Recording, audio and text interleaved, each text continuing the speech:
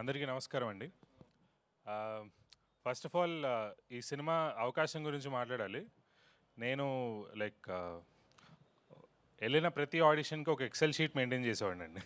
2024 వరకు ఆల్మోస్ట్ ఒక 137 ఫిలిమ్స్ ఉన్నాయి దాంట్లో. బట్ కన్వర్ట్ అయింది 5 to 6 ఫిలిమ్సే.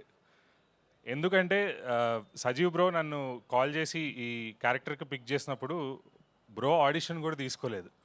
నాకు అది చాలా వెయిట్ అండ్ రెస్పాన్సిబిలిటీని ఇచ్చింది, బాగా చేయాలని చెప్పి.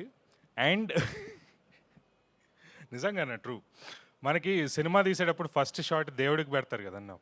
ఆ షాట్ అయిపోయిన తర్వాత నెక్స్ట్ ఇమీడియట్ మన సినిమాలో ఫస్ట్ షాట్ నా మీదే పెట్టారు.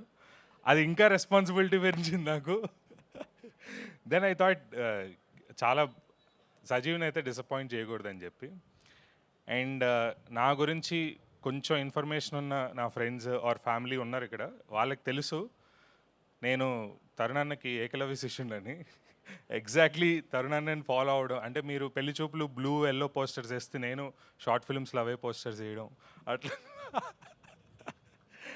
ఐ యూస్ టు ఫాలో, అట్లా ఫాలో అయ్యేవాడిని. కానీ ఐ ఫీల్ ఎక్కడో మేనిఫెస్ట్ చేశాను to work with you.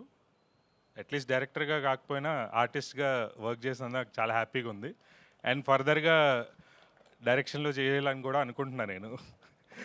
And coming to Sajeev bro direction skills and adaptation ఎట్లా తీసుకొని ఎంత బాగా ఎగ్జిక్యూట్ చేశారన్నది మీరు థియేటర్లో ఖచ్చితంగా చూస్తారు. అండ్ మీరు definitely live with a smile, ఖచ్చితంగా ఒక స్మైల్తో థియేటర్లోంచి బయటకు వెళ్తారు. And thank you for all the guests here, the ENE gang and also Darshi anna. రీసెంట్గా మేము కూడా ఒక కల్ట్ డెలివరీ చేసాం, జిగ్రీస్ అని.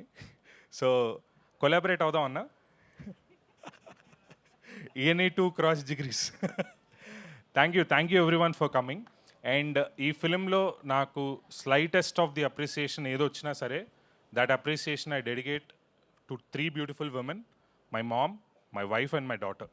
వాళ్ళ ముగ్గురికి డెడికేట్ చేస్తాను. Thank you so much. S Bindu garu please. అందరికీ నమస్కారం.